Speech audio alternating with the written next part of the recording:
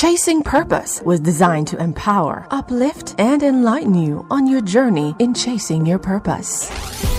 Don't waste your time with thoughts of giving up. Chasing Purpose. Not too late for us to try. We can overcome. Chasing Purpose.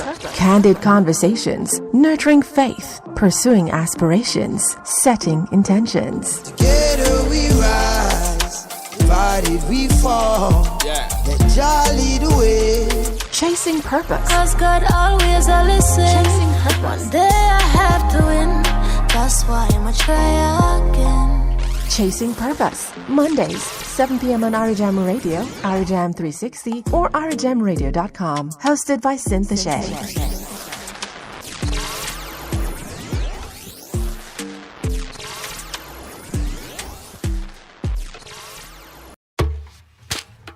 Mad something.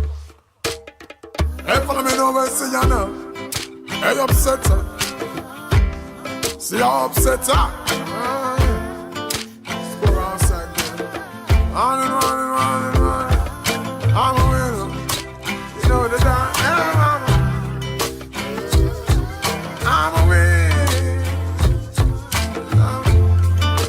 Hey, watch out now. I'm on the sun. Oh, we're winning right now, you be. Say we're winning right now. Me forget that trophy to what me living right now. Cause I'm winning right now, yeah. And I'm chilling right now. Oh, we're winning right now. Our Thanksgiving right now. Cause we're winning right now, yeah. I'm winning.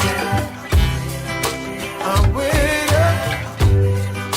I'm winning. Hey, watch out now. Hey, I'm a walking W. Learn from the else. Turn them in a medal in a trophy and bells. Every day you see we with them on our next level. Break records like we cracking eggshells. And every single ounce of effort we expel. It's all about progress cause we have to excel. And watch out. Looking like success we dress well. Boop. Another knockout for the ring the next bell. I'm about to send my haters a card to get well. Cause I'm sick of it. I'm so sick of it, but that's the whole gist of it. I hate in all the beauty when winning now we have it. Cause I'm winning. I'm winning. I'm winning.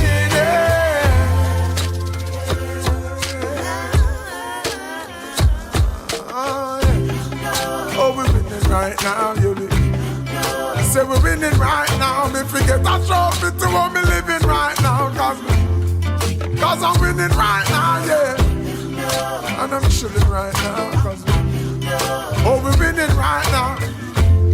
Our Thanksgiving right now, yeah. I say we're winning right now. So every day you see me, we are the reigning champ. And at the cloud with the silver line we reigning from. Cause if you see some of the places where we're hailing from, it's just the type of place we should be failing from. But now we're winning. Yes, every quarter, every inning. Bolt if I tracks and then I films if I swimming. You know that there's no giving in no matter the circumstances we're living in, you hear me? I'm winning. I'm winning. I'm winning.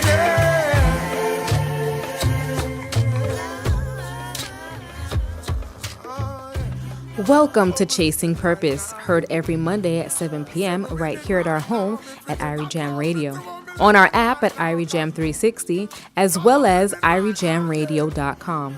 We love to hear your views and reviews. Please share them with us at 888-546-8742. That's 888-546-8742. You can also email us at chasingpurpose on arijam@gmail.com. Stay connected with us via our social media platforms on Facebook, Chasing Purpose, and be sure to join our Facebook group entitled Purpose Soars. Follow us over on Instagram at chasingpurpose_on-purpose. Be sure to follow, like, and share. Grab a pen, grab your journals, grab a glass of water as we dive into more candid conversations. We continue to explore the 4 pillars of chasing purpose. This month, our focus is on our third pillar, pursuing aspiration. Pursue is defined as follow or chase. Aspiration is defined as hope or ambition of achieving something. Our topic tonight under pursuing aspiration is success. What does success look like to you? Do you have a success game plan? For me, success is peace of mind. Waking up every day and choosing to be happy, choosing joy, choosing to walk in my purpose in spite of the adversity or obstacles that I may face. Trusting the process and believing this is right where God wants me to be. This, for me, is success. Welcome to Chasing Purpose, where we have candid conversations about nurturing faith, setting intentions, pursuing aspirations, all while living boldly. I am your host, Cynthia Shea, and I am so happy to be with you this Monday evening. How are you? Were you able to listen to last week's show? I would like to say a heartfelt thank you to Dr. Clarke for sharing her insight on the self-care plan and steps to ensuring we take care of our mental wellness. Success for me is no longer about how much is in my bank account. Success for me isn't what is hanging in my closet or what shoes I have on or what bags I carry. Now, I like nice things. Don't get it twisted. Me love nice things. However, success for me is not about material things, which contradicts what we were taught to believe growing up. See, I believe we have to retrain our way of thinking, our outlook, our mindset. Success for me is having a strong foundation, having a strong sense of faith. Success is knowing who I am, and not just who I am, but whose I am. Success for me is being at peace with where I am on my journey. Success for me is loving myself and allowing myself to be loved by the right people. Success for me is actually helping, giving a helping hand, being a part of the very change I want to see for me, for my children, for my nieces and nephews, and for the generations to come. Success for me is leaving a powerful, positive impact.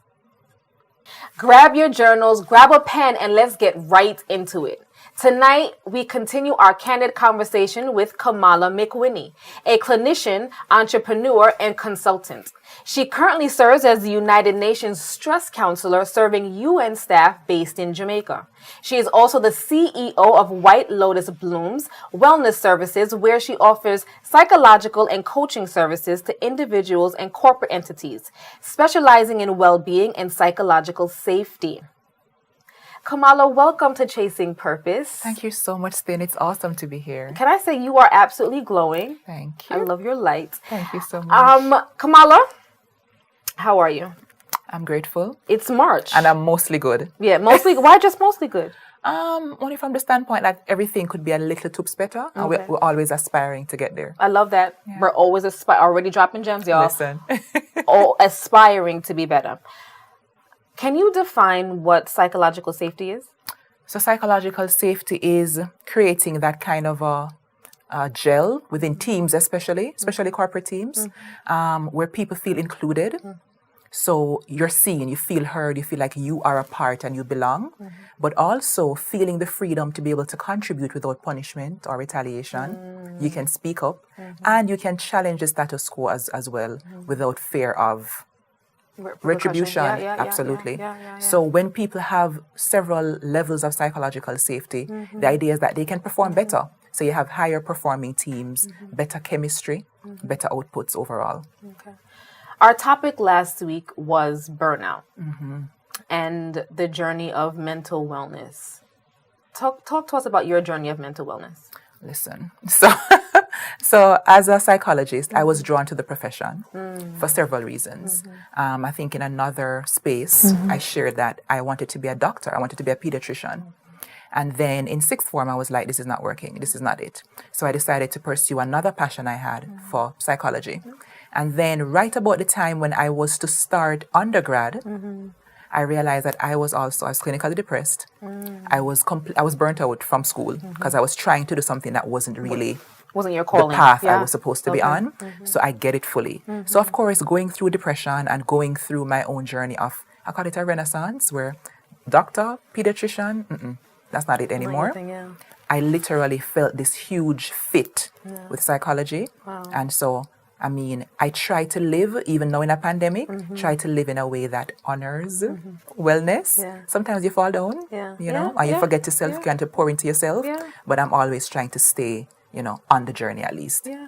You know, you talk about pouring into yourself and nurturing, which is super important, as we discussed last week about self-care plan. How important is self-care to you? Listen, self-care is everything. Yeah. I tell a lot of the corporate people that I serve that self-care should be our first jobs. Yeah. And that's counter to everything that we have been taught. Yeah. Because we're trying to, you know, stick to the job description. But if self-care isn't our first job, we're already at risk of popping down and burning out. Yeah, yeah. As a cancer survivor, how important is protecting your space and mentally, physically, and emotionally? So you're talking about boundaries pretty much. And yesterday I had a conversation with a sister of mine who's going through the breast cancer journey right now. She's 1 month out of chemo. And we were talking about the importance of that. It's hard, Sin, but it's like it's crucial. We can't do anything well without having boundaries. So for me, I shared with her that going through breast cancer, one of my major takeaways is that this is my life, like my own. It's not ours. This is my representation of what I believe God wants me to do. And so I have a job to defend that at all times. What does that look like? That looks like being able to say no and not feel the need to give one whole thesis of why not yes. And I remember saying to her, because she was telling me that her mom, for example, is stressed out about the fact that she lost, she decided to remove one of her breasts and not reconstruct it. And her mother is like, but this not nice, this not pretty, this not look good. And she's not saying that outrightly, but she's like, she has all these, you know, especially around her going into public and not wearing like her prosthesis under her clothing. So I said to her, but this is your body and it's your journey. So you have to continue defending your right to live the life that you could have lost. And so it's so important to remember that even the people that we love sometimes will want to push our boundaries back more than is good for us, and we have to be able to say no, even if people are not okay with it. That's hard, but it's necessary to live, in my mind, you know, the best quality kind of life. I mean, another gem, okay? We're only, 2-3 questions in. I hope you guys are writing down in your journals. How has faith shaped your journey? Tremendously, in one word. So for me, faith is like the bedrock of how I choose to live. And especially going through a life-changing experience with breast cancer, even more so. I reached a point in the journey where I was like, listen, I had to confront my mortality, and that was scary and kind of morbid. Some people think it's morbid to talk about death and dying, but in the context of... faced with it, yeah. Exactly, like I had to look at it, especially before I knew the prognosis. I had to face the fact that I don't know how much longer I would be here.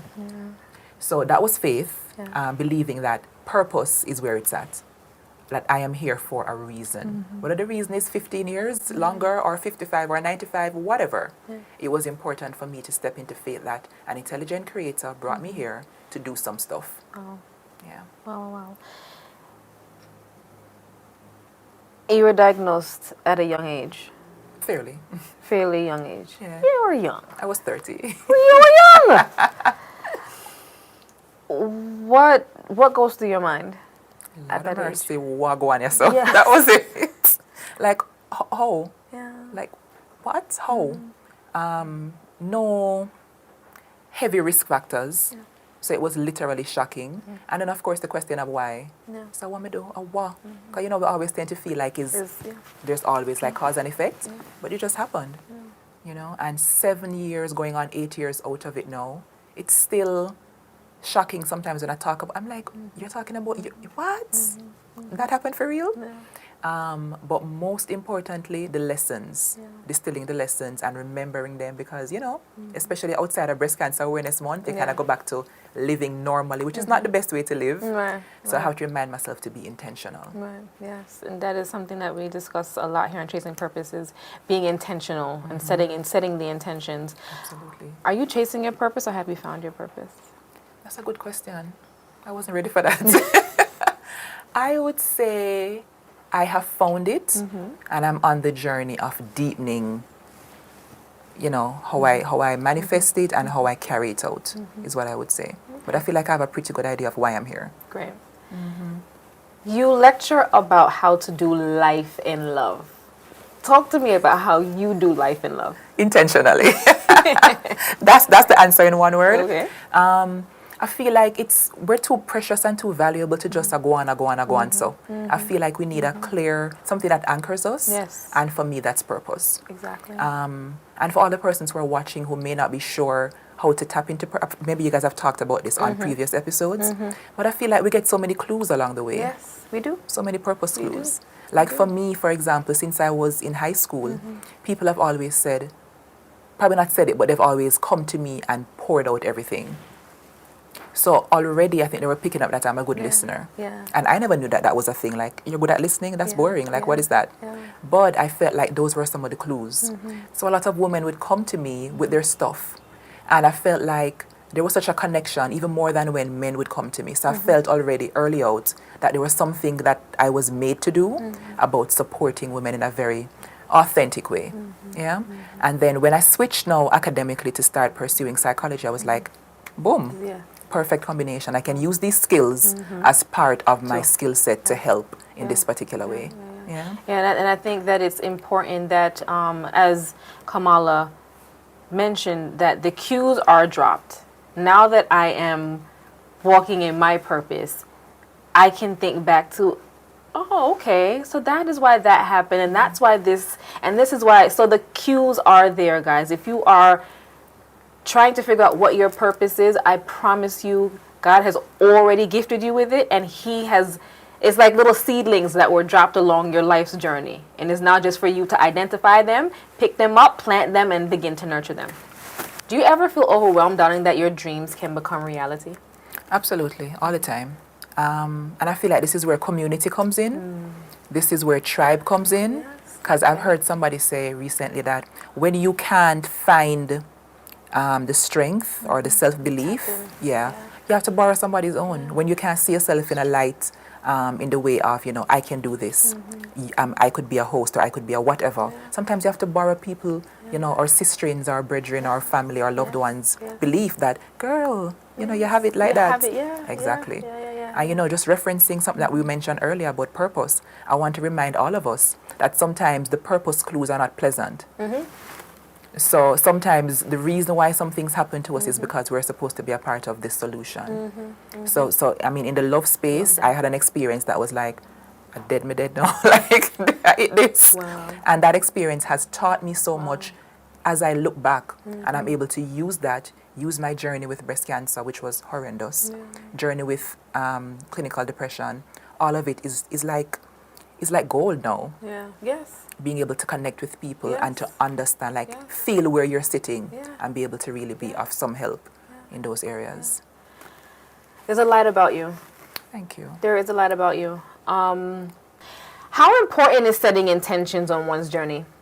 If we don't have it, I feel like we're not going to get, we might go far, but we might not make a lot of progress. So we may be doing a lot of things for a long time, but not really be hitting, you know, where we really want to go. Right. So I feel like intentions are like they're like the engine, and not only the engine, but also like the radar system That guides us. Along the journey. So we're talking about pursuing aspiration. This is one of our pillars here. What aspirations are you pursuing personally and professionally? So I just decided to be brave and decided to put experience and coaching skills and therapy skills together and create a 90-day love journey for women. And there was a lot of negative self-talk about it, but I decided to do it, and I did it. And we are now 2 weeks in with 5 women, and I'm really grateful. So I'm looking What could be, not to cut you, what could be the negative talk around love? So on some level, there is a thinking in some people's minds that if you're not married, then you have no authority to talk about love or relationships. Yeah. And even though nobody's ever said that to me, it's in my head because of things, right? So I had to just work through that and decide, well, listen, I'm not teaching somebody how to land a man or land a husband. Right. I'm teaching us how to become the best versions of ourselves and therefore be better in love spaces. Right. So I was like, okay, put that negative talk to rest. Yeah. And then, of course, selling anything or promoting anything, it can be very anxiety-provoking. Like, will people buy? Who am I to be doing this? Other people do it better, all kind of things. So I did that. I started writing a book. And the book Talking about aspirations. Listen, the book, I printed the book cover and framed it to give me motivation to finish the book. Absolutely. And the book not finished yet, but I'm working on it. So that's one aspiration. And you'll get there. I will. Thank you for affirming that. What else am I working on? So personally, I'm working on consistency with self-care. So especially in the pandemic scene, I realized that I was being a big hypocrite, to be honest, because I was telling all my clients, and, you know, there are more clients now because people are having all types of reactions to the pandemic. I was telling my clients, oh, practice your journaling and your mindful meditation. I mean, I don't know, right? Or not doing it as consistently as I should. Same. But around about halfway last year, my system was like, girl, you need to do some stuff. So I had to get into it, and I started exercising more, you know, doing more mindful meditations, practicing just connecting with self, all that good stuff. And practicing disconnecting more too. I've realized something too, saying that for me, there was such an anxiety that came from the accessibility or the assumption that I should always be available, and I was buying into it. So I was constantly checking my phone, and then I have clients sometimes who have my number. So you have to set some boundaries, like this is work time and this is don't even look over your so time, right? This is my time. So the pandemic has taught me, like, as a matter of survival and being able to thrive, to be able to have clear pockets, like this is time to just do nothing. Fight the urge to feel like you're being worthless or you're being lazy. It's time to do nothing. And so I have been really trying to be consistent on that. Consistency, boundaries, intentions. Writing it down, guys. I'm telling. Okay. Having survived breast cancer, what was the inner narrative that kept you going? I felt like purpose. It all came back to purpose, that I have things to do. And it was like a sense of unpleasant obligation. It was like, these are things that, you know, I get to help other people with. So that kept me going. Throughout the journey, like the breast cancer journey, treatment journey, I was busy, probably too busy. I was running a business, a bridal business at the time. Wow. Yeah. And all of those things kept me motivated because there's something to be said about feeling like you're the sick girl. So it was important for me to keep busy. And I just kept on reminding myself that, well, I'm not dead yet. And truth be told, I mean, many people die from many other things other than what I was diagnosed with. So I was just like, just live. Just live until you're dead, right? just live. And keep living intentionally. So that kept me going. And just wanting to see what would happen if I just didn't give up. And I'm still in that inner narrative. Like, what if you don't feel like you can never break through that ceiling? What if you keep on telling yourself that there's more and give yourself permission to ask for more and receive more? What if? Like, what's behind that? What if? What if? And you touched on this, but how do you push through some of your worst times? First of all, as a therapist, I tend to go into the psychoanalysis of myself. Yeah, I'm sure. Like, you know, what exactly is going on here? So talk it through with friends, journaling, just alone time, because I'm an introvert. So alone time to process what's really going on here. And then I go back to faith many times, pray, ask God, like, am I supposed to be stretched here? Have I gone off the journey? Sometimes just sleep it out, right? Sometimes some negative coping skills in there for you, right? Oh, listen, that's reality. It's reality. Okay, it's reality. Sometimes you scroll until your finger tired. You just want to just rabbit distract hole. yourself. Let me tell you. It's real, really real. And more often, recently, which I'm grateful for, more actual positive self-care practices. So go for a walk. You're gonna feel like crap. Just get moving. Once you get moving, oftentimes something starts happening up here, so too. You know? True.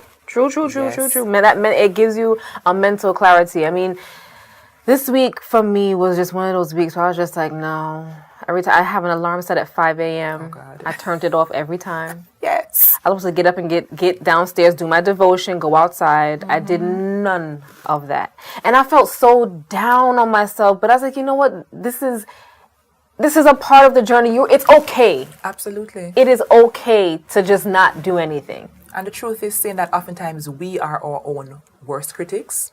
So we have to, like, Absolutely. self-compassion has been huge for me as a practice, but also helping people to realize that that's something that we need to give ourselves. And I was doing an interview and I said self-compassion and the host said to me, you mean feel sorry for yourself? And I said, no. Two vastly different things. But that tells you And that, yes. how much yes. we're not used to it. Yes. Self-compassion. Let's look that up and let's see how we can apply that self-compassion. Yeah. Because you want to be, I know I'm always trying to be compassionate to others, forgiving of others. But when it comes onto myself, it's lost there. Like whatever you get you to stick it. Yeah. In many of my wellness check-ins with like corporate entities and teams, I asked this particular question, like, over the last 2 weeks, how well have you done on like a scale of 0 to 5? How well have you done with like exercising, drinking water? But the one that gets people thinking the most is when I say, how well have you done in being nice to others? And how well have you done with being nice to yourself? And oftentimes the ratings are like miles apart. Like I give people everything and me take the what left. Yeah. And we're conditioned to believe that that's really being generous. Yeah. And that's being kind, but it's not. When in essence you're emptying your cup and not refilling. Yeah. And oftentimes it's because we are so hungry and thirsty for validation. I want you to think I'm Can you nice. say that a little bit louder, please? Because, hungry and thirsty for validation. Yeah. I want you to think I'm nice. I want you to like me. I want you to love me. So I'm going to just give you my tribe, my kidney, everything. And then I'll just survive on whatever is left. Yeah. That's a part of the work of living intentionally, of realizing it, being honest enough to call it what it is without shame and judgment. Just say, you know, something, I have that. Yeah. We need to fix that. Yeah. Yeah. Guys. All right. What does success mean to you? Success means, that's a hard one. Success means pursuing relentlessly what I know I was put here to do. Because I feel like we can succeed at many things and we can have different metrics of success. Yes. But I feel like it has to be in relation to what is for you. What the purpose is. Yeah.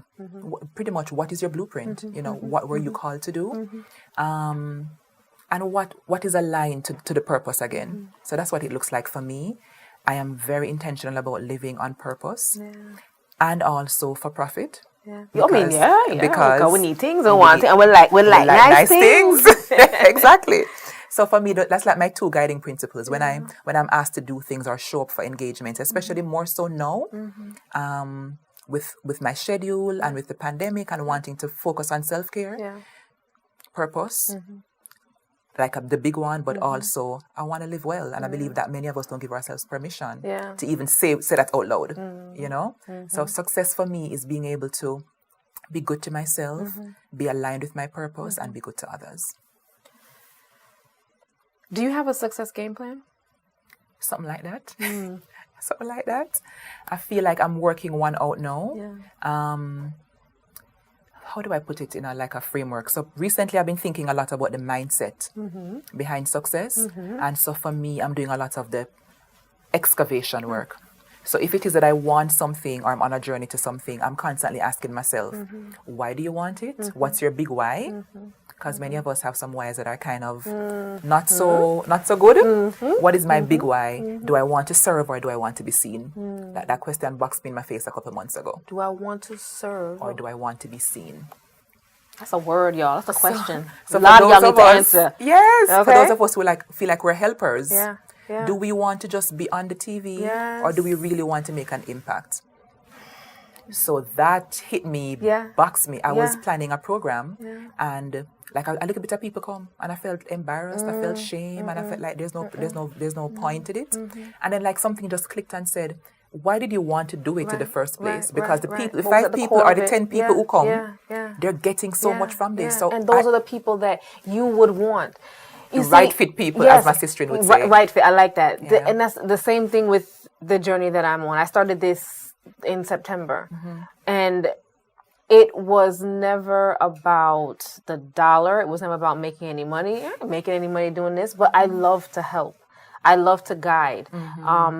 So as you say, you know, the right people. If it's one somebody, Your help. if it is one person, It was worth it. it was worth it. Absolutely. It was worth it. And I feel like, especially with our social media culture, Yeah. we kind of get stuck on the numbers. Yes. How many likes? Yes. How many followers? Yes. How many? We're measuring everything by Yeah. numbers. Yeah. So I had to go back to quality, Yeah. commitment, Yeah. and purpose Yeah. to get it. And the right people will come. Absolutely. The numbers will rise. The money will come. And the money will come. Absolutely. Yes. I mean, that is success. That mindset. What is the biggest factor that has helped you out to be successful so far on your journey? Want to ask me some hard questions? The biggest factor I would say is daring to believe. So I guess it's faith. Yeah. Faith. Yeah. Daring to believe that I can. Daring to believe that why not me? Daring to believe that there is a bigger purpose. And big here doesn't mean it have to be global. Right. Yeah. And everybody Yeah. knows you. It Yeah. just means Yeah. bigger than what I was Yeah. thinking yesterday. Yeah. Like, why not a little bit more? Yeah. So I think it's that giving myself that permission, having the audacity The to actually audacity. dream big. Yeah. And looking back, I'm realizing now that I've had some very audacious thoughts. I mean, I apologize. Yeah, for them. no, absolutely. Absolutely. The audacity. The audacity. I love that. Yeah. The audacity to dream big And bigger each time. and bigger.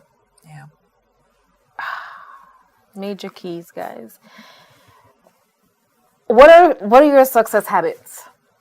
So most recently, I'm proud to say that I have been doing more of what they call the miracle mornings. There's this kind I think there's a book called Miracle Mornings. Okay. It's pretty much about starting your day intentionally. Okay. So I feel good. I feel like I won a Grammy, right? Just by the fact that I can say this on a space like this, that I have been doing it more consistently. Right. Not every day, Yeah. but more consistent. I wake up in the mornings between 6 and 6:30 most mornings. Sometimes 7ish, but most time between 6 and 6:30. I exercise. I get my body moving in some way, and I try to focus on the fact that it's not about how your body looks necessarily. For me, it's like giving myself the gift of movement, because I get the clarity from it, and it's actually shocking to me that it's so powerful. So exercise, having something healthy to eat, and some kind of meditation and journaling, and then definitely riding the wave of the clarity to create, to do the hard stuff like sending emails and the stuff that we don't want to do. Yeah. So that's been a big part of the recipe. Self-care is a huge piece for me too, Sin, and it's like crucial right now. And I have become better at saying thank you, but no. And that is saving me from a lot of things that I don't really want to do, and that eat out the time for doing my big picture stuff. Yes. I think a lot of us, I know I struggle with that, with saying no, because, I don't want to let anybody down. And especially, I feel like women of color and women in general, unfortunately, we're taught that to be nice, first of all, we ought to be nice. And secondly, being nice means saying, yes, everybody has access. You never disappoint. And if that happens, we are going to die. I don't mean physically. Right. But not realizing that every time you say yes, one, you're draining yourself, your energy, and you could have applied to this timing that you would have said yes to put this energy into something that was more important. Absolutely. To you. Yeah. And it comes back to the radar system. Like we can go wide for years. We're spread over so many different areas. We're showing up here, we're doing this, I am this, I'm that, I'm everything. But then we don't get very far or we don't get very deep because we're not focused. And I mean, I've had to tell myself that not everything is for me, and that's okay. Not everybody is for me. Coming back to the love story. Not everybody is for me, that's okay. I am not for everybody either. And I'm not for every space. And that's okay. All of it is okay. And that is okay. Yeah. I recently posted a message that said, it's okay to release who or what no longer serves you.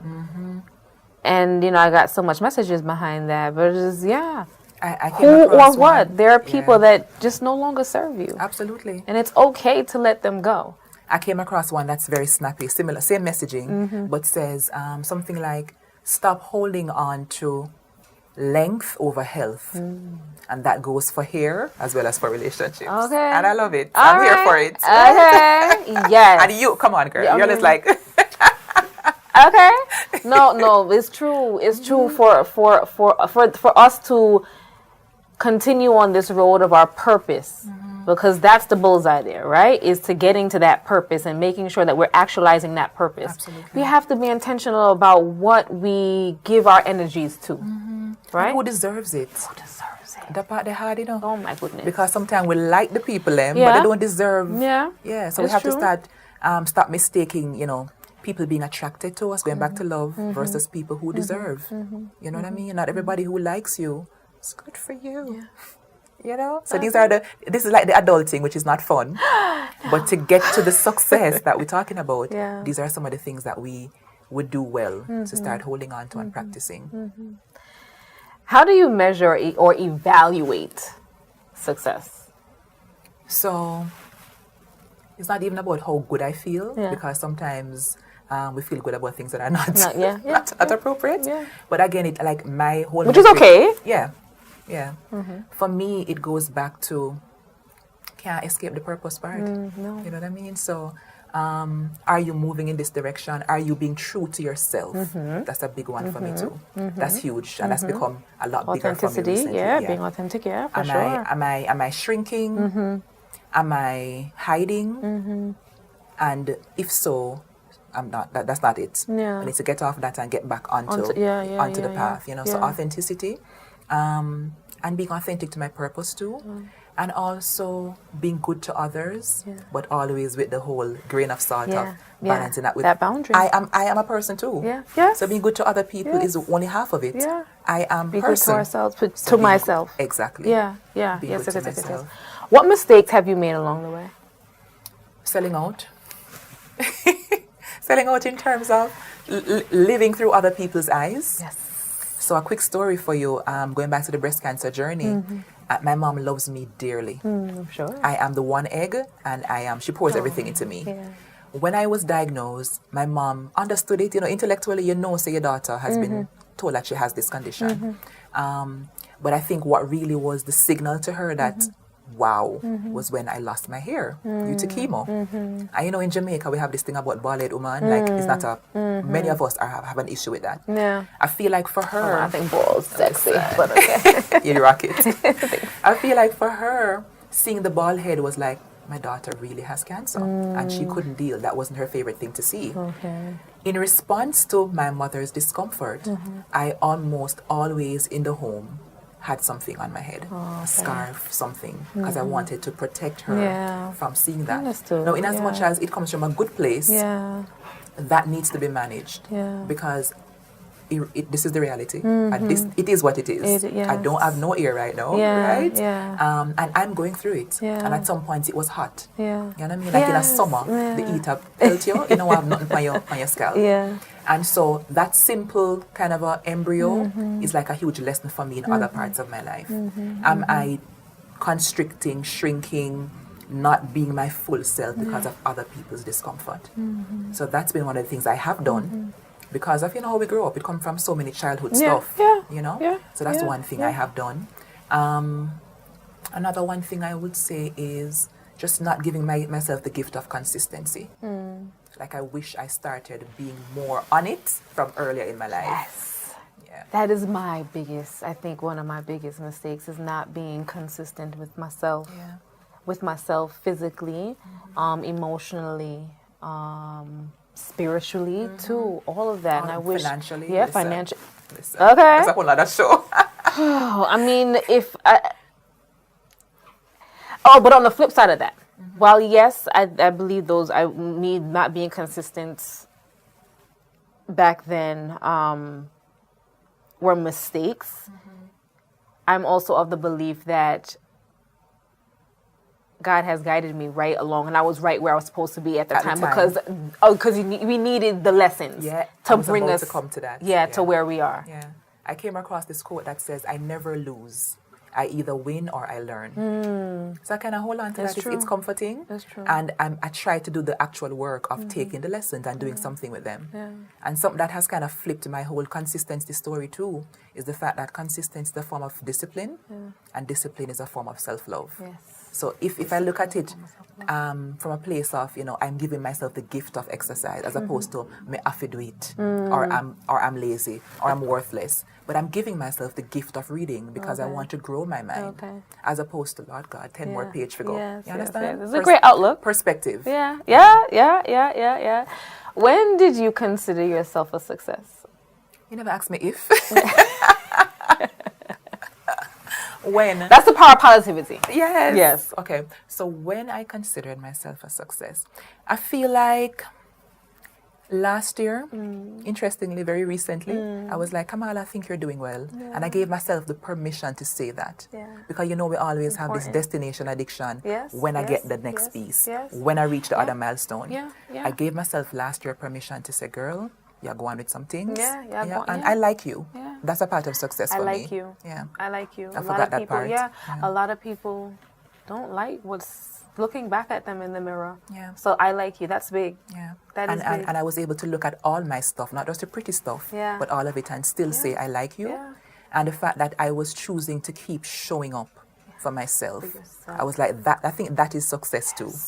Like, even if I don't hit it, is success. tenacity. Absolutely. You're going to see me again. We're going to call you back. Look here I'm going now. to send you one next email. Yeah, okay. Until it happens. Yes. Yeah. Guys. Oh my gosh. What is the best advice you can give someone starting out? Believe in yourself and don't stop. Yeah. Like, we will win if we don't Consistent. quit. Yeah. Just don't quit. Yeah. And that doesn't mean doggedly staying at something that's not working, because sometimes we need to pivot. Because I pivoted a couple times within my journey. But it means, when I said don't give up, I mean don't give up on you No. and on the big vision that you have. Like, you're worth it. Just keep going. You are worth it. You are worth it. Keep going. Yes. Okay, we've come to the section where we're going to do our epic intentions. As you guys know, Stacey Hines, thank you so much. She gifted us with epic intention cards. She's my sister and, too. Oh, I'm she so is. proud of See, her. look at that. No, well, listen, Jamaica, smile, no. So I'm going to ask you to pull. I'll pull for you. You pull for me. Okay. Should we shuffle? Yes. Yes. So go ahead. You. Okay. I'm going to pick from somewhere. That's okay? Okay. Yes.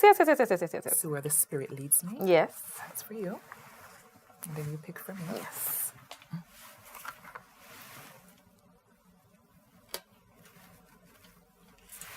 Thank you. All right. You go first. Whoa, she's hot. Okay. So it says, I celebrate my body. Bag of things. I elevate my mind-body focus and pay attention to my health so that I bring the best version of my physical being to my daily experience. I like it. Yes. Okay. And yours. Look at that. Is this a lotus? Yes, it is. Look at that. And my name means lotus. Yeah. Oh, my goodness. This is good. All right.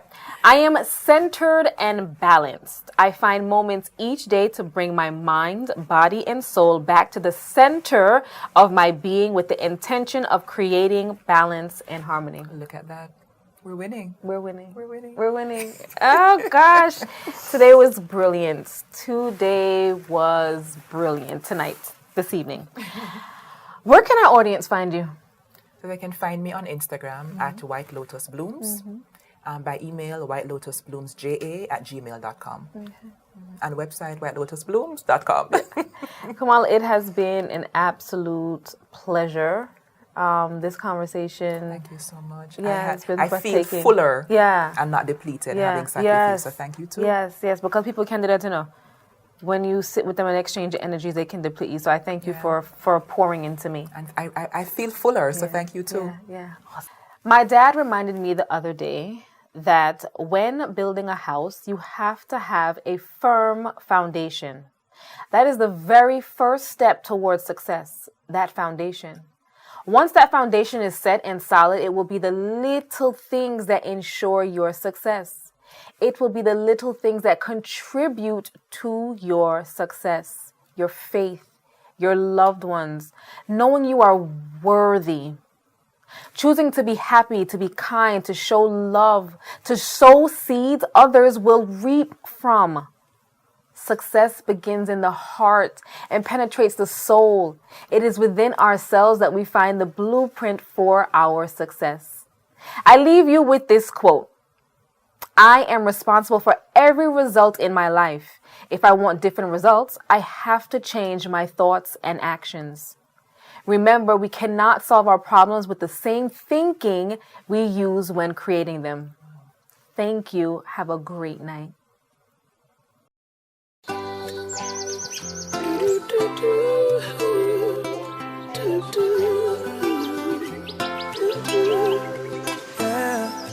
Hey, give thanks for life. Give thanks for life. Oh, chimney, chimney. Today my rise like the sunrise, my bright and my upright. No one can break my vibes. I may not care who I fight, I know I criticize. I'm on the higher heights. So you can say what you want to and do what you want to. It's no concern to me. Because I have my own vision, me dip on my own mission to rule my destiny. Oh, it's my day to do anything I want to. It's my time, and I'll use it any way I want to. It's my life, and I'm responsible for every action. It's all mine, my day, my time, my life. I beg you, easy now, give me some reason now, and don't invade my space. I'm in a different place, different phase, moving on my way. So if you feel like a champion, then nothing can go wrong. This one is your song. Hey, put away your troubles, put away your worries, help me sing along. Oh, it's my day to do anything I want to. It's my time, and I'll use it any way I want to. It's my life, and I'm responsible for every action. It's all